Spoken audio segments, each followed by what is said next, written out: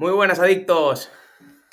Buenas adictos, aquí estamos una semana más y esta vez de nuevo con nuestro amigo Correr por Senderos, Héctor García Rodicio. Teníamos otra vez muchas ganas de tenerte aquí en Adictos con nosotros. ¿Cómo estás, Héctor? Pues muy bien y eso, como siempre, un placer y un honor, las dos cosas. Hoy tenemos aquí a Héctor Pues, porque, dale, dale, porque dale, estuvimos dándole vueltas a qué tratar con él, a qué tema tocar en un nuevo episodio. Y ahora que estamos terminando la temporada de carreras, aunque yo ya no sé muy bien cuándo empieza y cuándo acaba, que creo que ese es otro tema que tenemos que tocar, pero ahora que parece que estamos terminando el año por lo menos y que podamos a poder hacer un balance de lo que ha sido esta temporada 2025 y que ya en breve van a empezar a salir los calendarios, las fechas, ya salen inscripciones a carreras para el año 2026 y que todo el mundo seguramente empiece ya a darle una vuelta, a organizar su temporada próxima, pues vamos a intentar analizar un poco cómo organizar una temporada de trail. ¿Cómo lo ves, Aita? Sí, es algo así lo que venimos pensando, ¿no? Y al final creo que yo como entrenador pues me llegan muchos corredores a estas alturas ya empezando a preguntarme a qué distancias se apuntan el año que viene en Quiroga, en no sé dónde, en carreras de ya de febrero marzo, otras Gran Canarias y demás, y están empezando a pensar en el calendario del año que viene. Es súper complicado decir lo que hablamos muchas veces aquí del calendario, porque al final no es un deporte como puede ser el fútbol, ¿no? Que tiene muy marcado el calendario por unas fechas. Aquí cada uno se hace el calendario como quiere.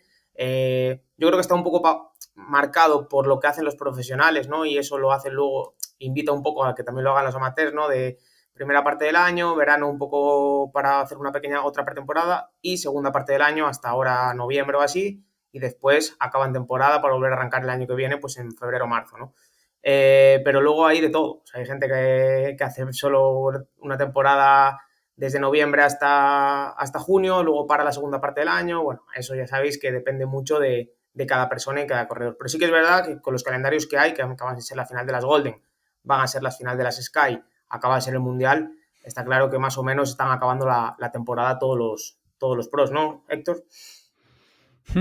Claro, es que yo creo que partimos de esa premisa, de que es un deporte un tanto especial, porque claro, si vamos al atletismo de ruta, pues tú te haces tu maratón de primavera y tu maratón de otoño, y quizá en medio un par de 10K para quitar carbonillas. Si te dedicas a la pista, pues en invierno vas a hacer los crosses y luego tocará campeonato de España y un año campeonato europeo y al siguiente mundial. O sea que externamente ya va impuesto. ¿Qué ocurre en la carrera de montaña? Que la oferta es continua. O sea, sean carreras sueltas, sean circuitos, y sean circuitos mundiales o circuitos nacionales o hasta regionales, la oferta es continua. Es decir, tú puedes estar compitiendo desde enero hasta diciembre, si quieres. Con lo cual, por esa razón, es muy pertinente la pregunta de cómo me organizo, porque por poder podría estar compitiendo sin parar. Incluso si miramos la élite, toda esta gente que combina esquí de montaña con correr, pues peor todavía, o sea, todavía más continua la oferta de carreras. Entonces eso, creo que es muy importante esta pregunta en nuestro ámbito por, por esa cuestión tan particular, que es que carreras hay desde domingo a enero, perdón, desde enero a diciembre, y hay que ver cómo organizarse.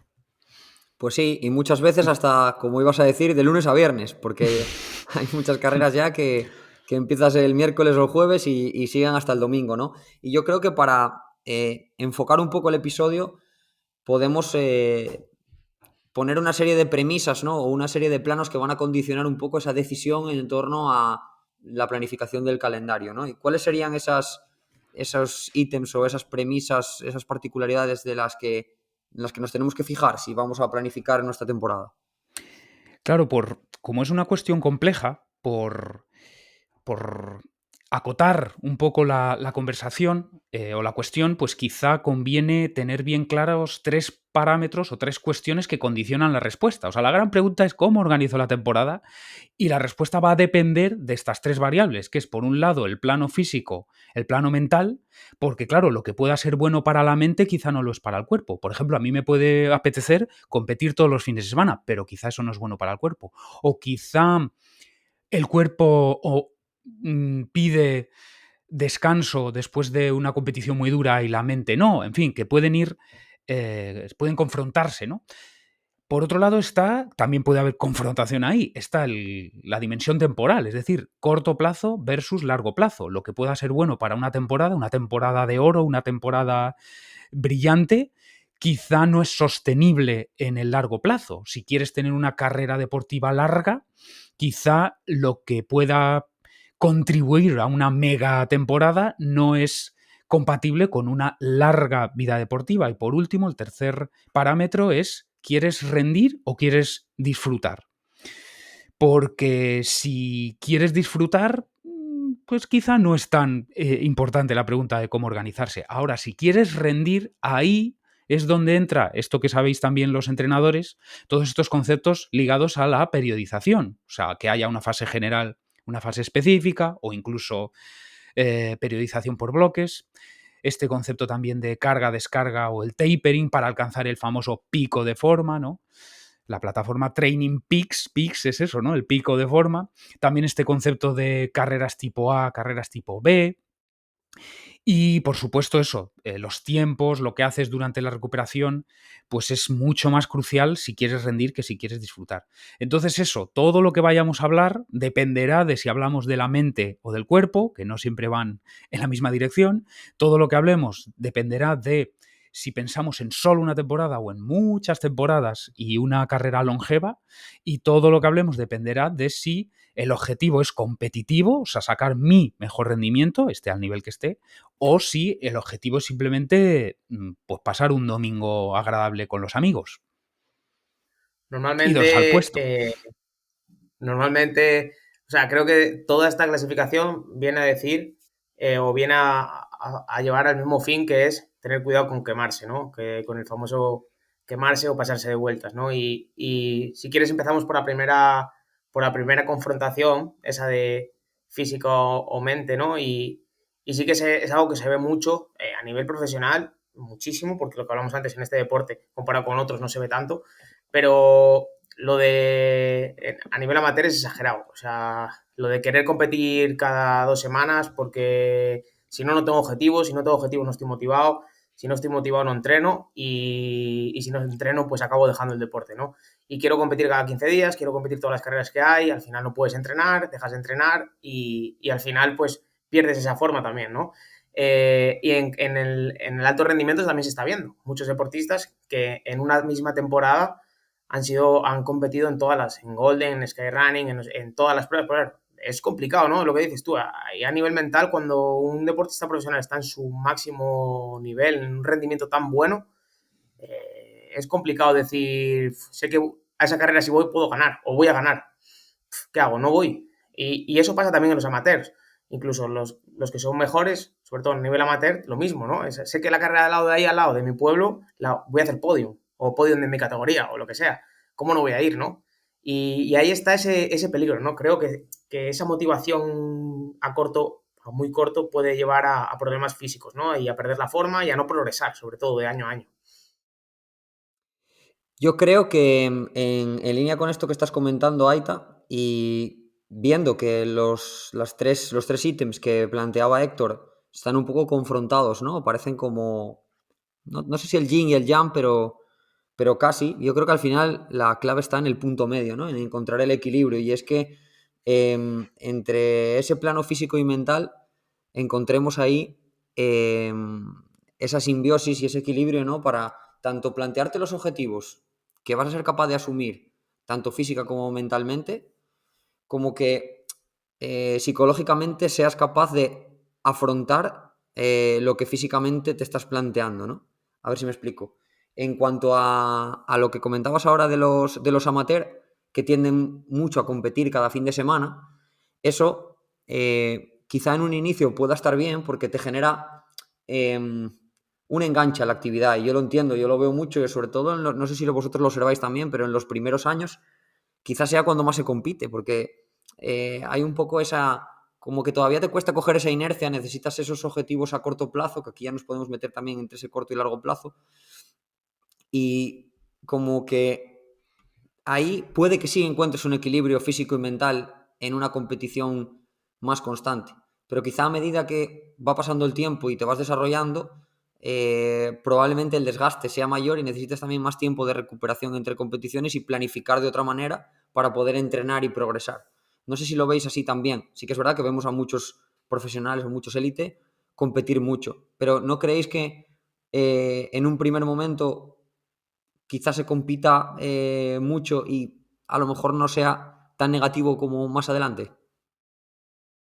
A ver, yo creo que tener un objetivo a la vista, claro que es motivante, ¿no? O sea, le da sentido a cada entreno y a cada bloque o ciclo de entreno. O sea, todas y cada una de las salidas que haces o de las actividades que haces tienen un sentido, que es esa carrera, que como es más larga de lo habitual, pues la estoy preparando específicamente porque tiene mucho de caminar, estoy haciendo mucho power hike, estoy aprendiendo a usar los bastones. O sea, todos los entrenos, si tienes un objetivo a la vista no muy lejano, le dan sentido a esos entrenos, con lo cual es más fácil vencer la pereza, es más fácil vencer que se te ha complicado la agenda y que tienes que meter el entreno con calzador.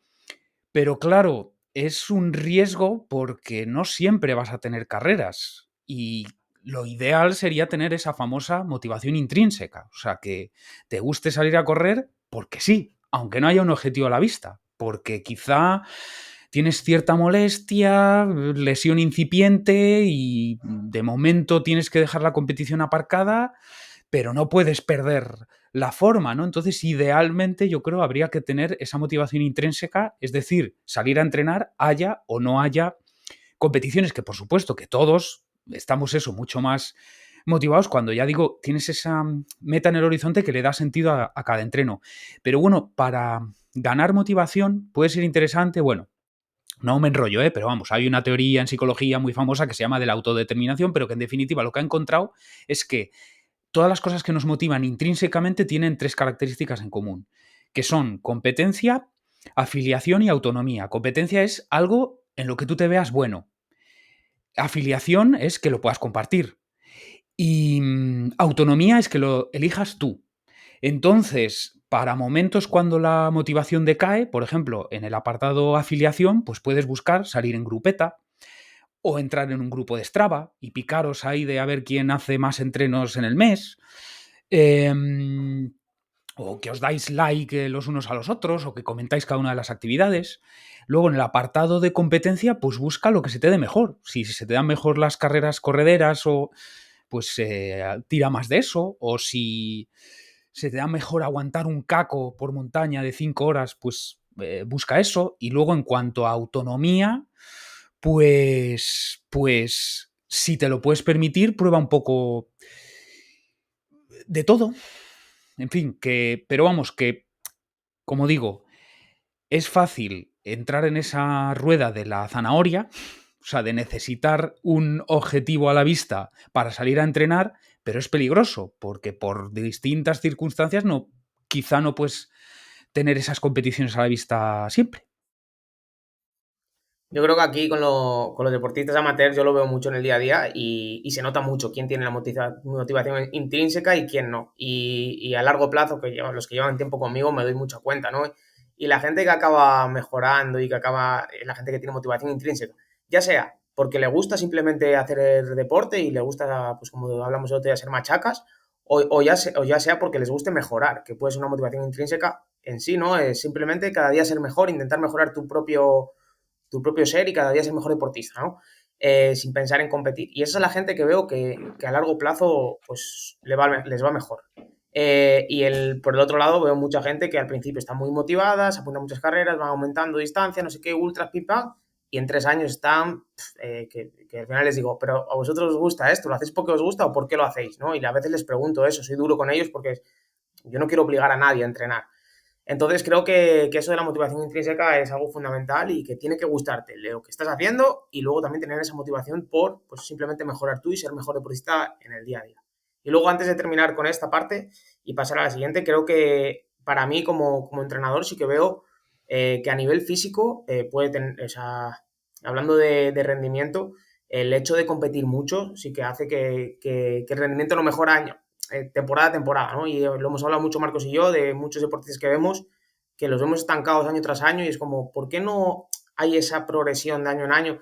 Y al final nos fijamos y es que si estás compitiendo cada 15 días no entrenas. Y si no entrenas no haces bloques buenos de volumen, no haces bloques buenos de entrenamiento que hagan que tú pues sigas mejorando como deportista año a año, sino que te mantienes en el entreno un poquito, compito, descanso, entreno un poquito, compito, descanso y no cortas esa progresión hacia arriba del deportista y sí que es algo que lo he visto mucho con los años también. Pues sí, yo también tengo esa experiencia, yo también animo siempre a los corredores a que piensen en el largo plazo, a que tengan esa motivación intrínseca por mejorar ellos mismos, no por enfrentarse a carreras ni por buscar rendimiento competitivo o que eso sea la recompensa que buscas, ¿no? Sino que el simple hecho de estar mejorando día a día y de ponerte objetivos a largo plazo, eso sea la motivación y lo que te mueva, ¿no? Y para eso cerrando ya este primer punto, es importante encontrar ese equilibrio entre el plano físico y mental, saber en qué punto estás, saber qué va a ser lo mejor para tu desarrollo y ser capaz de orientar esa mentalidad hacia ese plano físico, ¿no? Es decir, que te motive que lo que hagas vaya orientado a mejorar tus capacidades, ¿sí? No a buscar esos rendimientos cada fin de semana y a buscar ponerte un dorsal y a compartir, que puede estar muy bien, que además se socializa y las carreras conocemos lugares nuevos, después vamos a comer, o sea, al final tiene ahí también un componente recreativo y social que es muy importante, pero si hablamos a nivel de rendimiento y de, como bien decía Aita, ver un desarrollo y una mejoría y poder disfrutar de este deporte durante más tiempo, va a ser mejor ser un poquito más conservador y que los objetivos que vayan surgiendo por el medio con dorsal estén planteados para ese desarrollo, ¿no? Y aquí ya podemos hilar con esta visión de a corto y largo plazo. Y es que hace poco, todavía la semana pasada, tuvimos una conversación, Aitam y yo y Ous, creo que muy interesante, sobre esto, ¿no? Os voy a dejar aquí encima de la mesa una cuestión y a ver cómo la resolvemos, ¿no? Estamos hablando ahora y abogamos por un enfoque a largo plazo como algo beneficioso para los deportistas, ¿no? Pero, ¿cuánto creéis que se puede alargar una vida deportiva en un deporte como el nuestro? Tenemos ejemplos de mucha longevidad y tenemos ejemplos de no tanta, ¿no? Y poníamos algunos casos de corredores que despuntan y tienen unos grandes resultados durante 3, 4 años, se ve mucho en corredores de ultras, y después hay un estancamiento y una caída, ¿no? Y la pregunta es, eh, ¿interpretáis esto como un fracaso? Es decir, ¿creéis que con otro enfoque, con otro tipo de planificación, con menos carga de entrenamiento y quizá con menos carga competitiva a ese nivel, esos corredores hubiesen alcanzado ese nivel igualmente y hubiesen podido rendir durante más tiempo? ¿O creéis que es necesaria esa carga competitiva y a lo mejor está condicionada por esa vida deportiva más corta? Y os pongo un ejemplo que seguro que os viene a muchos a la mente. Por ejemplo, el de Pau Capel.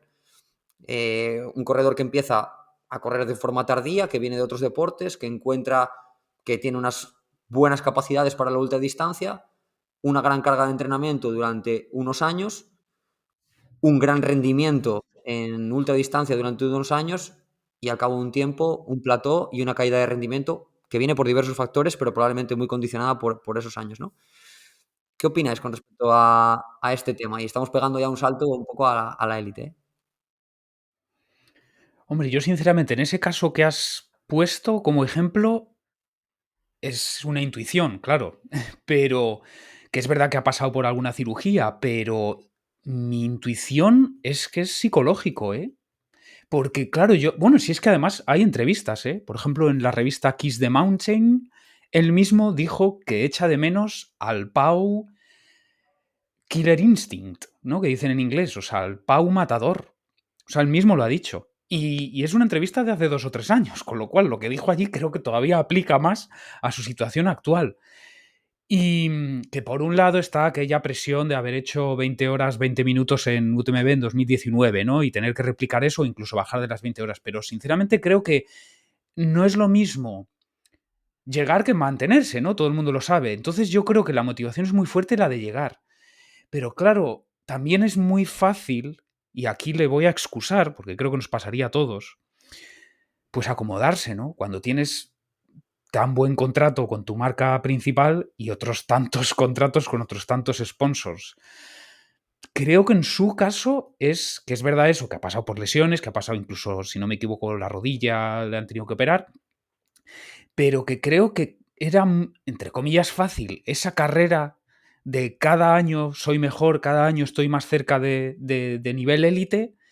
Por fin el culmen es aquella temporada donde lo gana todo, que es la de 2019, que eso es irrepetible, incluido ganar la madre de todas las carreras. Y claro, y desde ahí ya, no sé, yo creo que se le ha acabado el hambre. Bueno, es mi humilde opinión, ¿eh? Pero es verdad que es un caso sobre el que he pensado mucho, porque es verdad, ¿eh? Que ¿Tú también crees que es el principal condicionante psicológico, Ait? Que puede serlo. Puede serlo. Al final, a ver, yo más que hablar de él, porque al final eso solo sabe él y yo hablo de manera general, ¿no? En los deportistas que vemos con estos casos, yo creo que es algo que, pues, no sé lo que hablamos antes, no se sabe si es mejor o peor. Cuando hablamos de amateurs, que al final solo es la mayoría, ahí sí que creo que tiene que priorizar en esto que estamos hablando, el hecho de durar más tiempo y de cuidar esa salud, ¿no? Y el largo plazo, ¿no? Y que cada temporada, pues, poder seguir rindiendo, poder seguir mejorando y tener salud. Cuando hablamos de rendimiento, al final es diferente y lo vemos en todos los deportes. Si tú eres capaz de conseguir un contrato y hacer un año muy bueno en maratón, se han visto, en 1000 pruebas se ha visto en atletismo, que gente que aparece 2 años, hace un contrato muy bueno y luego no sigue rindiendo. Pero bueno, ese contrato le ha arreglado la vida, ¿no? Pues aquí se puede ver también.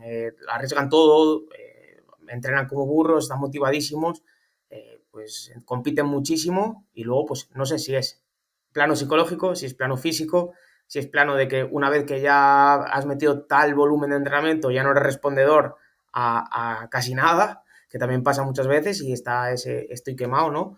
Que es muy difícil darle la vuelta, pero lo que está claro es que es algo también que a nivel profesional es diferente y ahí sí que veo que, pues, que igual hay gente que puede intentar llegar así y si hace 3 4 años de carrera y hace un buen contrato, en nuestro deporte, pues igual no te da para vivir como puede ser el fútbol o otros deportes, pero bueno, que se entiende, ¿no? Y que es más normal, vamos. En deportes amateurs se ve también y es algo muy común y ahí sí que me cuesta más entenderlo, ¿no? Y ahí sí que no lo comparto para nada.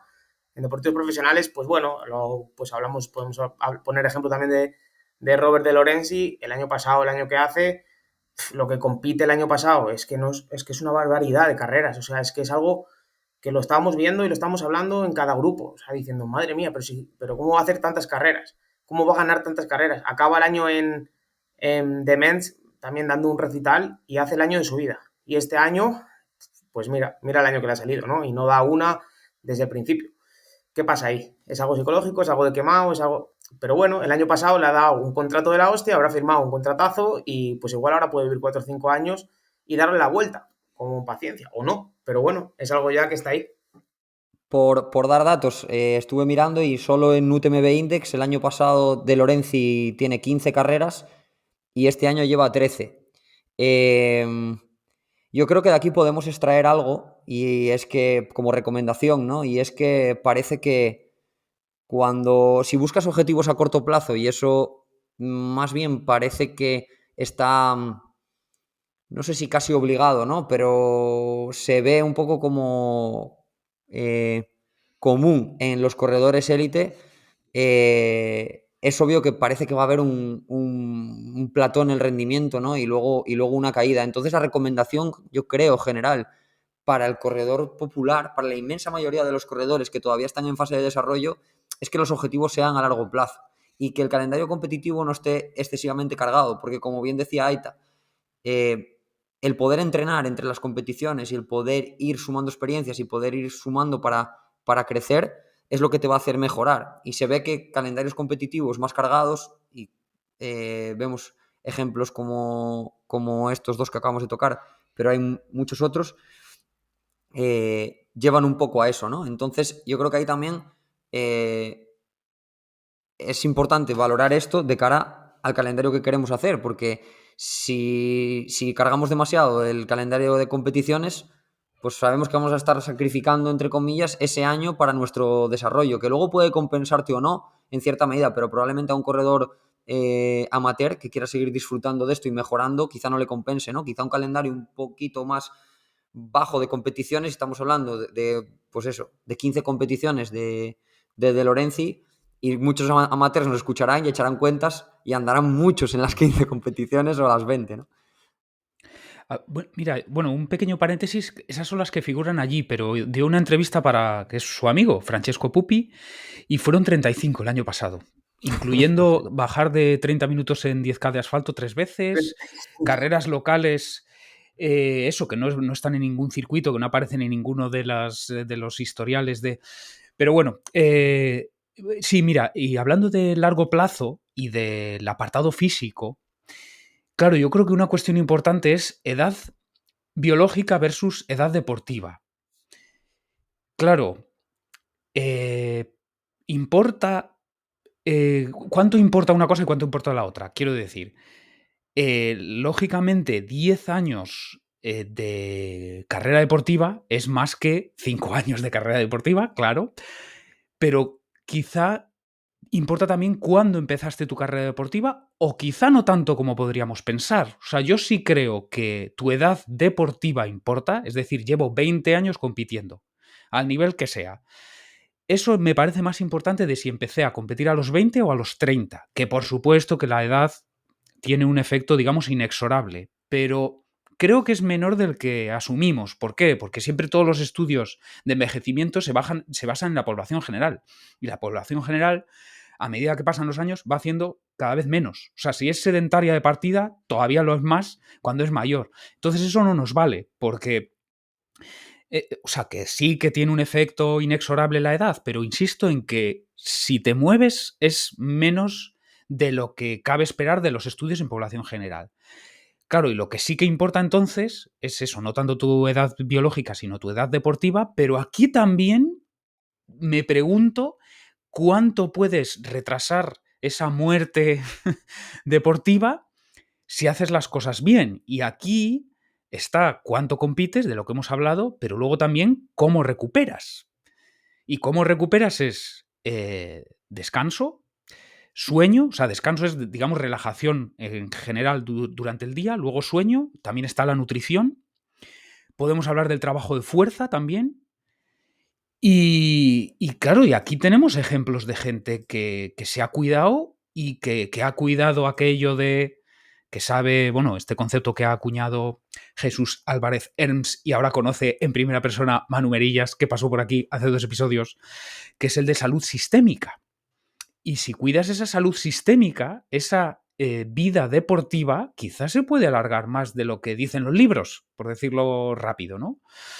Y ahí tenemos el ejemplo de Kilian Jornet y Manu Merillas, por ejemplo, porque Manu Merillas, si te vas a UTMB Index, tiene carreras ultra desde 2010. O sea, ¿qué tiene? 33. O sea, desde que tenía 17 años está haciendo ultras. Y fíjate, subcampeón del mundo. El otro día, el tiempo del año pasado en Irlanda del Norte era 4 horas 1, él ha hecho 3 horas 23. Y vamos a ver lo que hace en redes, yo creo que va a estar también. ¿Y qué hacen de Mens? Y si al final no he mirado todos los números, porque Luca del Pero ahora está adelante, pero que a ver si se va a llevar las series este año y bien merecido. Bueno, entonces eso, que en principio puedes pensar, si empiezas a competir a los 30 años, a los 5 años de competición vas a estar más fastidiado que si hubieses empezado a los 20 y a los 25. Pero yo eso creo que, eso, de verdad creo que no es tan importante, pero lo que no se puede negar es la vida deportiva. Claro, si llevas 20 años compitiendo, pues es mucho más que si llevas 2. Hayas empezado cuando hayas empezado. Y la cuestión es, ¿y si cuidas la nutrición? ¿Y si cuidas los ritmos circadianos? ¿Y si cuidas la fuerza? ¿Y si cuidas el dormir? ¿Podemos estirar más eso de nuevo de lo que se suele creer? ¿Esas cosas las ha hecho Corny Walter?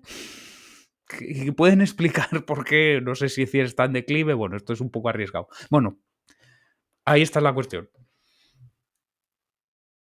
Sí, hombre, a ver, Dale, Aita. es una buena cuestión y me parece súper interesante y creo que es algo que lo hemos hablado muchas veces. Está claro que cuando llevas 20 años exprimiendo tu cuerpo al máximo, hablando de chavales que vienen pues corriendo desde los 10 años y los vemos con 25, pues que eso, que están pues súper quemados, súper tal, que no mejoran, que tal, y de repente aparece una persona que viene, hablando de femenino, Ikram, que viene del fútbol, que empieza a correr con 22 años y te hace esa marca media maratón y va seleccionado con la selección española, ¿no? Por poner un ejemplo, María Fuentes, o sea, muchas que vienen, que empiezan a correr tarde y llegan a unos rendimientos brutales, porque al final creo que lo que importa es eso que dices ahora, ¿no? Esa edad deportiva. Al final llevan 5, 6, 7, 8 años compitiendo, desarrollando y están en ese punto máximo de su rendimiento, ¿no? En cambio, cuando vienes de 20 años atrás haciendo siempre lo mismo, pues, ahí, pues lo que hablamos antes. No sabemos por qué, será algo psicológico, será algo físico, será algo que el estrés que estás metiendo al cuerpo no lo asimilas y no mejoras, no te adaptas, sea lo que sea, ¿no? Y ya no solo lo que dices ahora de respetar sueño, respetar tal, sino lo que hablamos hasta ahora, hacer buenas temporadas, ¿no? Hacer buenas temporadas a nivel de competición, no competir mucho, pues lo que hablando de ejemplos, Andreu Blanes, ¿no? Andreu Blanes es un claro ejemplo de compito 4 veces al año, pero esas 4 competiciones las preparo bien, descanso bien, entreno pero siempre controlando y al final pues está todo el año, cada año rindiendo, cada año mejor y mejorando. Antoñito y muchos otros corredores, ¿no? Que siguen estando ahí. Entonces, pues creo que el hacer las cosas bien influye y mucho. Y se está viendo en esos deportistas, ¿no? Que siguen ahí, Antonio, Manu, cada año, ¿no? Y otros que aparecen y desaparecen. Aparece De Lorencia, a ver qué pasa. Aparece El Pero, a ver qué pasa. Pero estos que llevan 15 años ahí, pues algo estarán haciendo bien, ¿no? Yo creo que es interesante este punto y ahí eso que comentó Héctor, que creo que es clave, ¿no? Aunque nos desviamos un poco de la propia planificación del calendario, pero es ese entrenamiento invisible al final y ese cuidar la salud sistémica. Y es que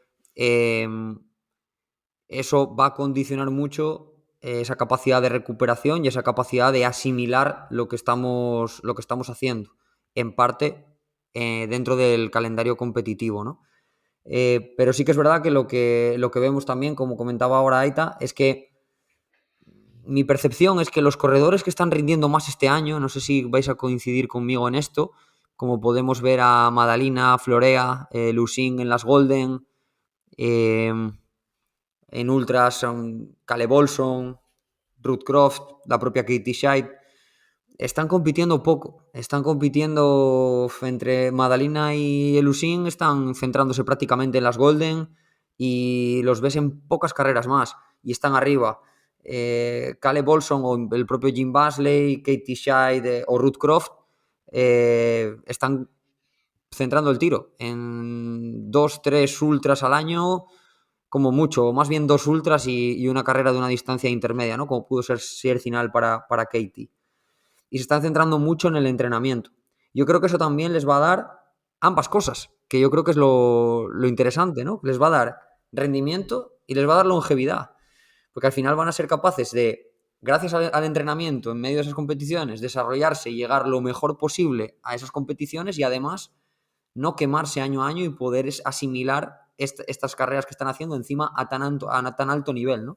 Sin embargo, vemos otros corredores, que poníamos otros ejemplos que cargan demasiado el calendario competitivo y no son capaces de asimilarlo, ¿no? Quizá también vaya de la mano con el cuidar esa salud sistémica. Y es que a lo mejor los corredores que también tienen más paciencia, centran más el tiro, o se organizan en torno a menos objetivos, también tienen esa capacidad para cuidar más ciertos detalles. Y ahí eso puede ser un punto de opinión, ¿no?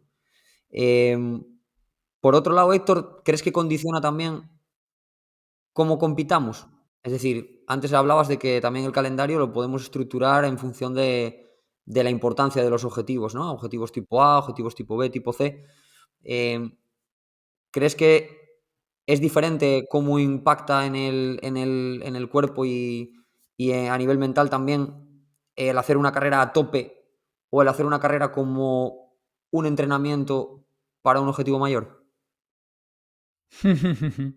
Claro, tendemos a asumir que competir mucho supone más impacto que competir poco. También tendemos a asumir que competir largo, ultra, tiene más impacto que competir corto, pero claro, está este concepto popular que parece respaldado por la ciencia, que es el de no mata la bala, sino la velocidad. Entonces, efectivamente, claro, si compites de forma recreativa de verdad, o sea, que eso, que luego está el efecto dorsal y cuando nos colgamos un dorsal, pues decíamos que era solo una carrera preparatoria y luego nos encendemos y adiós, ¿no? Pero que efectivamente la manera como corres, con independencia de que sea más largo o más corto, es crucial, ¿no? Y aquí hay, por ejemplo, hay varios, pero por ejemplo hay un estudio eso en Peñagolosa y se vio que el deterioro de la fuerza, por ejemplo, medida con salto, era mayor, el doble, quienes habían corrido la CSP de 100 kilómetros versus la MIM de 60 kilómetros, por redondear.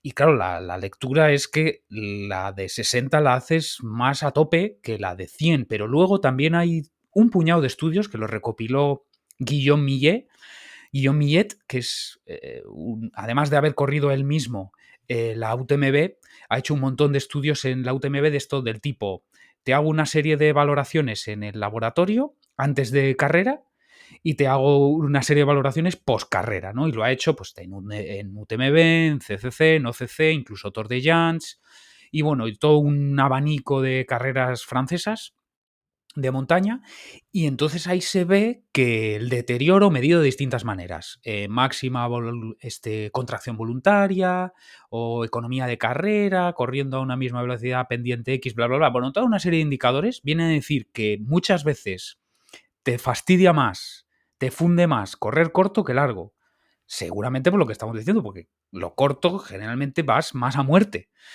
Entonces esto es otra variable esencial en la ecuación. O sea, que si vas a muerte, el impacto es mucho mayor. Y mira, y hay otro estudio también en Maratón de Valencia. Hay otro estudio en Maratón de Valencia y se miró CK-LDH, o sea, LDH es el resto que queda cuando has generado lactato, CK cuando has destruido músculo. Se miran esos dos y se mira también un indicador de daño del músculo cardíaco. Y entonces se vio que CK y LDH en cosa de 5 o 6 días vuelven a niveles basales, pero ese indicador de daño cardíaco se mantiene elevado al día 8, pero más cuanto más rápido has corrido. O sea, la gente que hacía peor tiempo en meta, todos estos impactos eran mucho menores. En definitiva, todo esto viene a decir que sí que importa cómo corres. Puede ser más largo, puede ser más corto, pero que ir a muerte te machaca más que ir pues tranqui. O ir simplemente a completar y no a competir la carrera. Hay mucha gente que va así, ¿eh? O sea, más de la que nos pensamos. Pero creo que, claro, al final también yo creo que la gente que nos llega como entrenadores es gente que va a competir o que quiere mejorar, ¿no? Y quiere sacar un poquito de rendimiento. Entonces yo lo que veo es que la mayoría de la gente cuando se pone un dorsal, por mucho que digan que van a hacerlo con modo pachanga, tal, al final compiten, ¿no? Y se ve, lo veo en que esa semana al final pues no pueden entrenar mucho porque tienen que competir ese finde y luego hablo con ellos la semana siguiente que supuestamente hay que seguir con el plan de seguir entrenando y están reventados porque han competido y no han hecho una tirada larga normal, ¿no?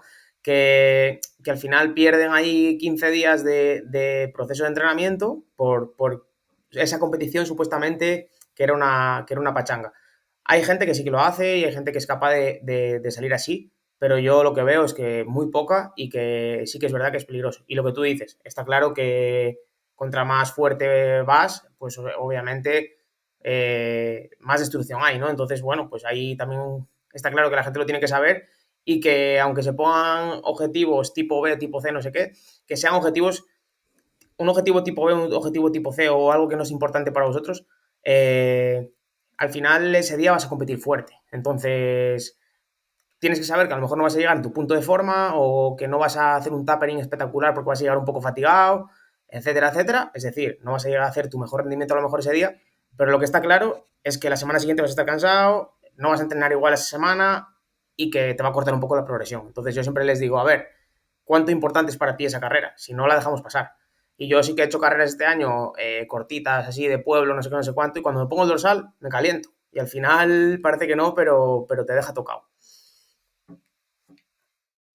Totalmente, ¿no? Yo creo que hay que tener claro que en cuanto a competiciones de en torno a 2-4 horas, nos va a llevar restaurar esos valores basales de daño muscular, daño hepático y alteración a nivel sistémico, también cardíaco, como comentaba Héctor, al menos de 4 a 7 días.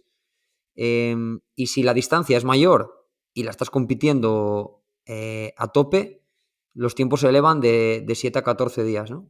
Entonces, teniendo en cuenta esto, yo creo que al final si echas cuentas y como decía Aita, entre que esa semana ya no entrenas porque tienes el fin de semana una competición, aunque no sea tu competición objetivo del año, si después en esa competición vas casi a tope, porque al final lo que suele pasar es eso tiene unas consecuencias y tiene unos tiempos de recuperación, ¿no? Entonces hay que simplemente ser conscientes de cuánto nos afecta después para poder seguir entrenando y poder seguir desarrollándonos, ¿no? Porque luego creo que también esos cambios de carga, esas variaciones, desde mi punto de vista, son quizá algo que influye mucho en el desarrollo, ¿no? También está esa parte de entrenamiento invisible de la recuperación, pero yo creo que la carga sostenida, esa capacidad para asimilar estímulos de forma progresiva, es realmente lo que hace el cuerpo, generar adaptaciones para ese progreso a largo plazo. Y si lo estamos cortando continuamente, esa carga sostenida en el tiempo, a base de competiciones de grandes picos los domingos y muchos valles a lo largo del año, no estamos manteniendo esa carga. No sé qué opináis en cuanto a eso.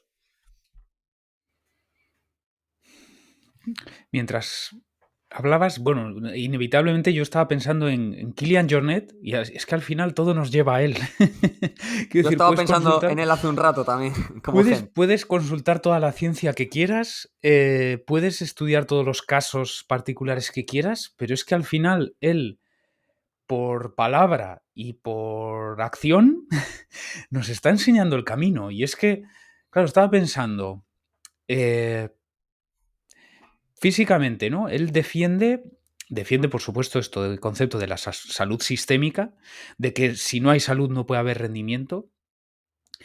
También el concepto de base aeróbica, ¿no? Y, por ejemplo, en cierta ocasión, no sé qué ciclista élite sufrió un fuerte accidente que lo tuvo parado bastante tiempo imagínate, 2 meses, y en cuanto retomó la actividad, enseguida participó en una gran vuelta y al nivel que tenía antes, ¿no? Y claro, decía Kilian, es que eso es la acumulación de años. De hecho, en alguna ocasión, en un reel, en un Reels, en un vídeo de Instagram, Kilian ponía la analogía con la montaña, ¿no? Decía, esa montaña tan inmensa que tanto nos gusta admirar y que tanto nos gusta explorar, pues la punta, la cima, es eso, se asienta sobre esa base anterior. Y esa base anterior es alto volumen a baja intensidad durante años de forma consistente. O sea, lo aburrido, lo que es poco sexy, lo que es poco fancy, pero es eso, alto volumen a baja intensidad, sin interrupción y durante años, ¿no? Esa es la base de la pirámide, ¿no? De la base de la montaña. Donde y eso, o él mismo, por ejemplo, cuando ha estado preparando, pues no recuerdo qué estaba preparando, pero bueno, que sin proponérselo y sin haberlo trabajado de forma específica, se fue a ese Nesaxla, que es el monte ese que tiene al lado de casa, que son 2 kilómetros, 700 metros positivos, e hizo su mejor marca personal, sin proponérselo, ¿no? Y luego, respecto a la motivación y también pensando en el largo plazo, ¿no? Él también ha dicho que si un día no te apetece salir a entrenar, te pones el mono de trabajo y ya está. Pero si no te apetece hoy, ni mañana, ni pasado, quizás debes revisar si esta actividad es para ti o no, ¿no? Y cuando le preguntan, ¿pero cómo puedes seguir motivado después de tantos años y pensando nuevos proyectos y carreras y seguir compitiendo, siendo ahora empresario y padre de familia? Y dice, pues porque me gusta estar en la montaña. Entonces Interesante. eso sí, vamos, Iba a decir, sí, sí, sí. Es que iba a hablar eso de eso que... justo ahora, de lo que estás hablando de Kylian, que es un ejemplo brutal porque Kylian en el 2012-2013 hacía también 20 carreras al año. En Index tiene en el 2012 14 carreras o 15, cuando casi ninguna carrera entraba en Index. Hacía 20 y pico carreras al año. Al final estaba compitiendo, no al máximo, porque siempre decía que él al final hacía el esfuerzo justo para ganar al que tenía detrás, pero sí que está claro que los tiempos que tiene Cegama están lejísimos de los que hace ahora. Y lo que hablabas antes al principio del todo de la edad, es mucho más mayor, es más viejo, lleva más años entrenando, podría estar quemado, no sé qué, no sé cuánto, pero es al revés. De repente cambió su forma de trabajo, se centró más en 3, 4 carreras al año, prepararlas bien, entrenar durante todo el año, pum, pum, pum, pum, pum, y de repente saca sus mejores rendimientos, está haciendo los mejores tiempos de siempre. En 2012-2013 era un chaval joven, tenía las mismas condiciones, pero competía mucho, seguramente entrenaba mucho también, pero seguramente no pudiera tener esa constancia en la carga de manera crónica. Y ahí lo que dices tú, ¿no? Se está viendo que es un ejemplo claro también de que esto es así, y él lo dice además. Yo creo que esto que estamos comentando ahora va hilado con mi intervención anterior, ¿no? Y al final un buen tip que creo que podemos dejar aquí a la hora de estructurar un calendario competitivo es que las competiciones no pueden condicionar tu capacidad para mantener una carga más o menos constante, o por lo menos también para que vaya progresando año a año. Porque otro de los consejos también que acostumbra a dar Kilian es que el estímulo también cada vez tiene que ser mayor, ¿no? Para que el cuerpo responda. Y si no eres capaz de aumentar ese volumen a baja intensidad y por tanto también el volumen total de entrenamiento año a año entre un 5 y un 15%, va a ser complicado que sigas desarrollándote y que consigas esa longevidad. Entonces, creo que aquí podemos extraer eso, ¿no? Que al final los objetivos tienen que estar encajados dentro de un plan para poder tener continuidad. Sin duda. Y creo que, pues al final también lo que hablábamos al principio de que, o sea, cuando empezamos a hablar de este último concepto, también depende. Si somos amateurs, de lo que es lo que hablamos antes, ¿no? Que nos gusta ir a las carreras y ir a hacer 4 o 5 carreras largas al año y luego cada 2 fines de semana competir y tal, pues no pasa nada. Al final vas a hacerlo porque te gusta, porque te divierte, pero siendo consciente de que no es lo ideal a nivel de rendimiento. A lo mejor a nivel pues, de motivación, de ganas y demás, pues estupendo y súper respetable. Y desde aquí, vamos, animo a que la gente lo siga haciendo quien quiera. Pero la gente que muchas veces se frustra porque no sabe el motivo de por qué no mejora año a año y demás, y analizas un poco lo que viene haciendo, pues ahí se puede ver como la organización del calendario, que es el tema de hoy, puede ser más importante de lo que parece. Y bueno, viendo un poco los atletas de élite, creo que también es importante el hecho, lo que hacen, ¿no? De, pues aunque haya más competiciones, porque su circuito se los pone en ciertas zonas del año, sí que vemos como hacen bloques de entrenamiento previos muy buenos, pues yo qué sé, antes de las 4 carreras que hay en febrero, marzo o abril, después en verano hacen un bloque muy bueno y después hacen otras 3, 4 carreras a final de año, ¿no? Y se juntan, pues a lo mejor un mes y medio con muchas carreras y poco entrenamiento. Pero claro, vienen de hacer un bloque espectacular previo para poder competir ahí, ¿no? Y hacer luego, pues, a lo mejor un mes y medio, 2 meses de menos carga, ¿o qué? ¿Qué opinas, Héctor? Sí, estaba pensando ahora que quizás sí se ha impuesto este modelo, no sé si decir sensato o razonable, y estaba pensando, mientras hablabas, por ejemplo, en Tom Evans o Ruth Croft, ¿no? Vigentes campeones de UTM de 100 millas, y que quizá esa sí que es la tendencia ya en la élite, al menos ultra, que efectivamente hay un par de carreras preparatorias, quizá incluso clasificatorias, ¿no? Para poder acceder a las finales y poner prácticamente todos los huevos en esa cesta. Y claro, entiendo que es que un objetivo de esa envergadura pues lo exige. Aunque mira, y retomando otra vez a Pau Capell, le he escuchado alguna vez decir que eso también tiene un peligro porque como hayas puesto todos los huevos en una cesta y salga mal, psicológicamente es devastador. Pero bueno, en términos de rendimiento, yo creo que efectivamente lo exige, ¿no? Y mira, también volvemos a Kilian Jornet de eso que decía que, como comentaba Itami antes, que cuando era joven realmente no entrenaba. O sea, iba de competición en competición. Si juntamos esquimo con correr en montaña, es que eso, eran 50 carreras al año, o sea, una cada fin de semana, porque además, por ejemplo, en el esquimo se compite muchísimo, porque como no tiene impacto, o sea, hablamos de cada fin de semana, literalmente. Y eso, y que desde más o menos 2019, si no me equivoco, que fue cuando batió el récord en Siersinal, 2 horas 25, que luego es verdad que hace 2 años le ha recortado unos pocos segundos, pero vamos, 2 horas 25, ahí es cuando empezó a competir menos y entrenar mejor, o incluso entrenar de verdad. Sí, a nivel de Entonces, ultras yo creo que la tendencia es esa, sin duda. Y lo que hablábamos al principio, y se sigue viendo, y bueno, Pau Capel en 2018, 2019, creo que vi antes que había hecho 6 ultras cada año, 6 ultras y luego no sé si otras 6 maratones, o entre 40 y 50, ¿no? Tú ves ahora a Tom Evans, a Jim Basley, a todos estos, y habrá gente y deportistas que lo sigan haciendo, o sea, y les vaya bien, ¿eh? Al final nunca hay que generalizar, que ya sabemos que somos un sistema complejo y que cada uno le va bien una cosa.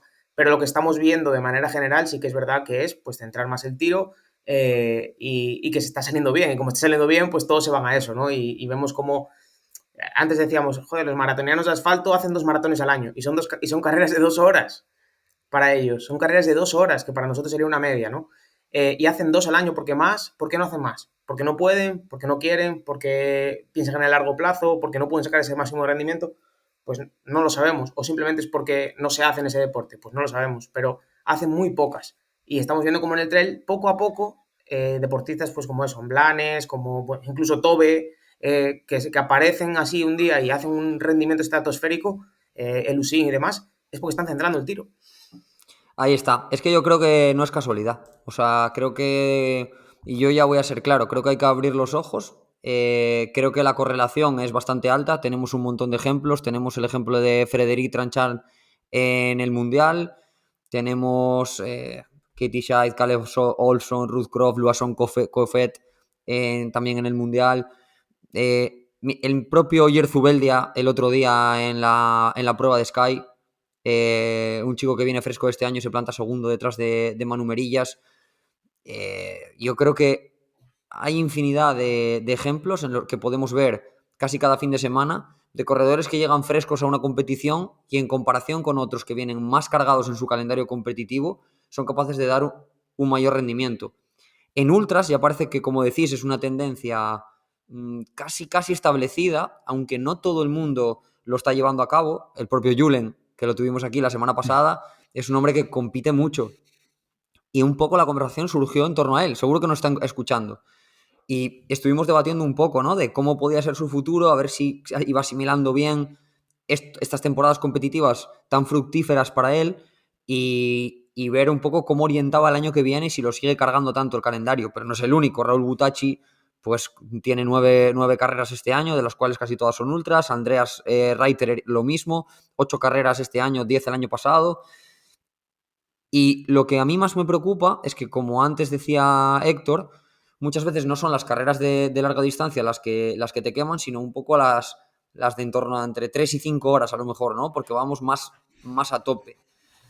Yo creo que ambas, si las haces a tope, generan un desgaste grande en el cuerpo y las ultras más, porque quizá todavía no haya estudios con poblaciones élite que sean capaces de marcar un poco esos tiempos de recuperación, o por lo menos no suficientes estudios, ya los hay, pero no suficientes.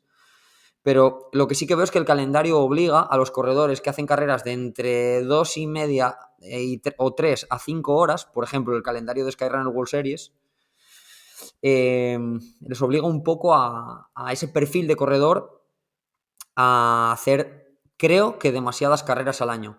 Creo que están acertando los corredores que se están centrando en las Golden y creo que tampoco es casualidad que gente como Madalina o gente como Leusin estén haciendo tan buenas temporadas en Golden, que al final están centrándose solo en un circuito. Y sin embargo vemos a otros corredores que están pegándole un poco a todo y al final no tienen...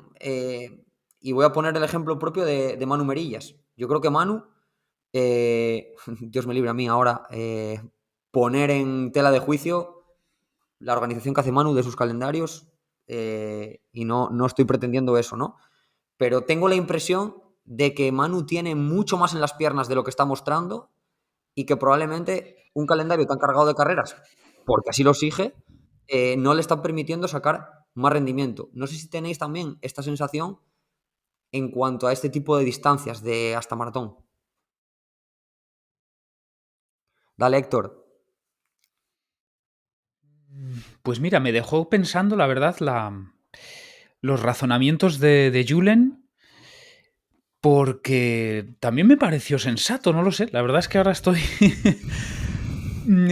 porque claro, él decía, si yo he soportado volúmenes semanales de, no sé si eran 170 kilómetros o 150 kilómetros, pues me puedo meter 80 y 80 2 fines de semana seguidos, ¿no? Era su razonamiento, ¿no? O sea, si estoy acostumbrado, si ya tengo, entre comillas, asimilado o integrado el hacer 150 a la semana, pues si un fin de semana hago 70 en carrera y al fin de semana siguiente otros 70, debería poder tolerarlo, aunque bueno, supongo que aquí habría que apelar a lo que dijimos antes, que no mata la bala, sino la velocidad, que no es lo mismo en entrenamiento hacer 150 que 2 competiciones de 70, que es que igual es el triple.